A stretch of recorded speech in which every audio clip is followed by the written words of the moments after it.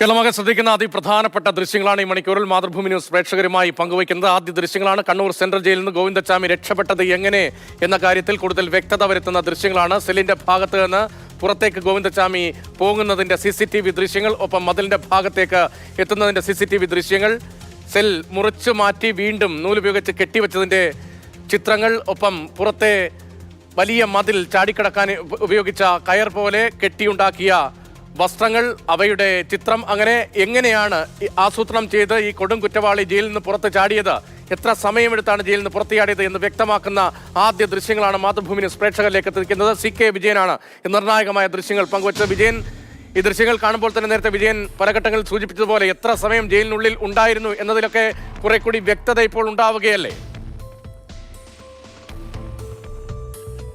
തീർച്ചയായും അതെ. കാരണം അത്തരത്തിലുള്ള എല്ലാ സംശയങ്ങൾക്കും ഉള്ള തെളിവ് കൂടിയാണ് ഇപ്പോൾ നമ്മൾ പുറത്തുവിട്ടിരിക്കുന്ന ഈ ദൃശ്യങ്ങൾ. കാരണം ഇനി ഇതിൻ്റെ തുടർച്ചയായി മറ്റ് CCTV മോണിറ്ററുകളിലൂടെ ഉള്ള ദൃശ്യങ്ങൾ കൂടി ഉണ്ടാകാം. അതുകൊണ്ട് അതോടുകൂടി എത്ര സമയം ഈ ജയിലഴി മുറിച്ചതിന് ശേഷം അവിടെ ഉണ്ടായിട്ടുണ്ട് എന്നുള്ളതും, അതോടൊപ്പം തന്നെ അത് എവിടേക്കാണ് ചെലവഴിച്ചത് എന്നും, എവിടുന്നാണ് ഈ വസ്ത്രങ്ങൾ ഉൾപ്പെടെയുള്ള കാര്യങ്ങൾ ശേഖരിച്ചത് എന്നതുൾപ്പെടെയുള്ള എല്ലാ കാര്യങ്ങളും അതിൽ നിന്ന് തന്നെ വ്യക്തമാകും. അതുകൊണ്ട് തടവ് ചാടിയതുമായി ബന്ധപ്പെട്ട മുഴുവൻ തെളിവുകളും ഇപ്പോൾ ലഭിക്കും. പക്ഷേ അവിടെ മാത്രം നിൽക്കില്ല കാര്യങ്ങൾ. ഇത്തരത്തിൽ ഇത് ചെയ്യുന്നതിന് വേണ്ടി ഏതെങ്കിലും രീതിയിൽ സഹായം കിട്ടിയിട്ടുണ്ടോ എന്ന കാര്യം ഒരുപക്ഷെ വലിയ രീതിയിലുള്ള അന്വേഷണത്തിൻ്റെ വിഷയമാകും. കാരണം ഇന്ന് PV അൻവർ ഉൾപ്പെടെയുള്ള ആൾക്കാർ ഇത് സഹായം കിട്ടിയിട്ടുണ്ട് എന്നും അതിന് ചാടുന്നതിന് വേണ്ടി പദ്ധതികൾ ഉണ്ടാക്കിയിട്ടുണ്ട് എന്നും അത് ഡെമോ സഹിതം അദ്ദേഹം അവതരിപ്പിച്ചിട്ടുണ്ടായിരുന്നു. അതുകൊണ്ട്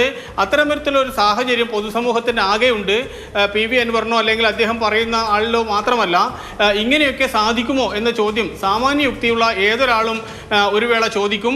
പക്ഷേ അതിനുള്ള ഉത്തരം കൂടി നൽകാൻ ഈ ജയിൽ വകുപ്പിന് ബാധ്യതയുണ്ട്. അതുകൊണ്ട് അന്വേഷണം ആ രീതിയിലേക്കായിരിക്കും നീങ്ങുക. സ്വാഭാവികമായും എത്ര സമയം അവിടെ ചെലവഴിച്ചിട്ടുണ്ട്, എങ്ങനെയാണ് ഈ തുണികൾ ശേഖരിച്ചത്, എങ്ങനെ കെട്ടി, അതിനുശേഷം എങ്ങനെ ഈ ചാടി കടന്നു എന്നുള്ളത്, ഈ കടക്കുന്നതാണ് ഏറ്റവും പ്രധാനപ്പെട്ട വിഷയം. അവിടെ ആ CCTV ദൃശ്യങ്ങൾ കൂടി ഉണ്ട് എങ്കിൽ അതോടുകൂടിയുള്ള പ്രശ്നങ്ങൾ പരിഹരിക്കപ്പെടും. പക്ഷേ ആ ഭാഗത്ത് CCTV ഇല്ല എന്നതാണ് ഇപ്പോൾ നമുക്ക് ലഭിക്കുന്ന വിവരം. ഒരുപക്ഷെ കടിച്ച് ഈ കാൽ ഈ കെട്ടിൻ്റെ അകത്ത് ഇറുക്കി വീണ്ടും ഇത് കടിച്ച് മുന്നോട്ട് കയറി ഒരു കൈ കൊണ്ട് പിടിച്ച് അങ്ങനെ പോയി എന്നാണ് കരുതുന്നത്. പക്ഷേ അത് സംബന്ധിച്ചുള്ള ദൃശ്യങ്ങളും ഒരുപക്ഷെ വന്നേക്കാം. അതും ജയിൽ വകുപ്പിൻ്റെ കയ്യിൽ ഉണ്ടാകാനുള്ള സാധ്യതയുമുണ്ട്. ഏതായാലും ഒരു മതിൽ മാത്രമല്ല ചാടിക്കടന്നിരിക്കുന്നത്. കാരണം ഒരു ഹാഫ് മതിലും അതോടൊപ്പം തന്നെ 2 വലിയ മതിലുകളും ചാടിക്കടന്നിട്ടുണ്ട്.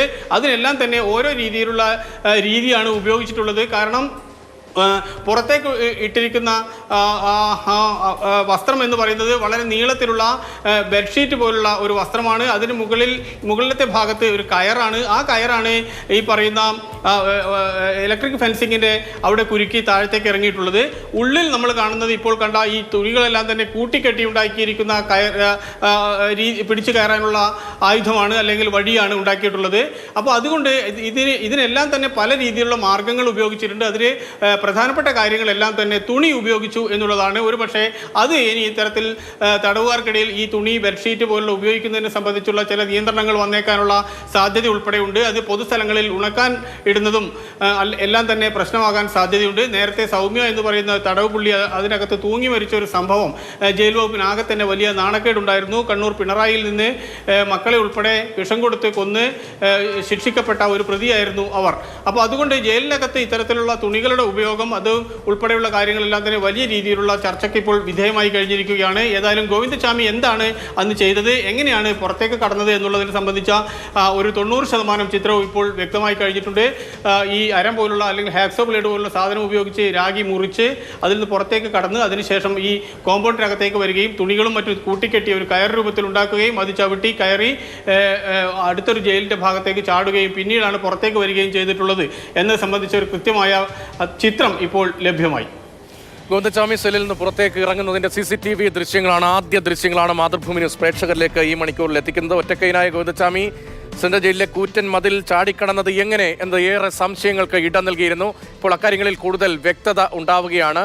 തുണികൾ കൂട്ടിക്കെട്ടി ഉണ്ടാക്കിയ കയർ ഉപയോഗിച്ചാണ് രക്ഷപ്പെട്ടത് എന്നത് വ്യക്തമാക്കുന്ന ചിത്രങ്ങളും ഒപ്പം CCTV ദൃശ്യങ്ങളുമാണ് ഇപ്പോൾ പുറത്തേക്ക് വരുന്നത്. 7.5 മീറ്റർ ഉയരമുണ്ട് പുറത്തെ മതിലിന്. കൂടാതെ ഇലക്ട്രിക് ഫെൻസിംഗും മുകൾ വശത്ത് സ്ഥാപിച്ചിരുന്നതാണ്. 1000-ലധികം തടവുകാർ നിലവിൽ കണ്ണൂർ സെൻട്രൽ ജയിലിൽ ഉണ്ടായിരുന്നു. ദിവസങ്ങളുടെ ആസൂത്രണത്തിന് ശേഷം ഗോവിന്ദച്ചാമി ജയിൽ ചാടി എന്ന് ഗോവിന്ദച്ചാമി പിന്നീട് പിടികൂടിയതിനു ശേഷം ചോദ്യം ചെയ്തപ്പോൾ തന്നെ പോലീസിനും ജയിൽ ഉദ്യോഗസ്ഥർക്കും വ്യക്തമായിരുന്നു. ആരംഭമുള്ള ഉപകരണം ഉപയോഗിച്ച് സെല്ലിലെ കാസ്റ്റ് അയൺ കമ്പി മുറിച്ചു. അതിനുശേഷം കമ്പി വളച്ച് പുറത്തേക്ക് ഇറങ്ങുകയായിരുന്നു. ഇതിനുവേണ്ടി ശരീരം മെലിയാൻ ഭക്ഷണം വളരെ കുറച്ചിരുന്നു ഗോവിന്ദച്ചാമി എന്നതും ഇപ്പോൾ അന്വേഷണത്തിൽ വ്യക്തമാവുകയാണ്. ജയിലിന്റെ മതിൽ ചാടിക്കടക്കാനായി ഇയാൾ തുണി കൂട്ടിക്കെട്ടി ഫെൻസിംഗിൽ കൊളുത്തി അതിൽ കയറി പുറത്തേക്ക് ചാടി എന്നതിന് കൂടുതൽ തെളിവ് ഇപ്പോൾ വരികയാണ്. മതിലിന് മുകളിലേക്ക് കയറാനായി പ്ലാസ്റ്റിക് ബക്കറ്റുകളും വീപ്പകളും ഉപയോഗിച്ചു. ഇതടക്കമുള്ള വിവരങ്ങൾ നേരത്തെ വന്നതാണ്.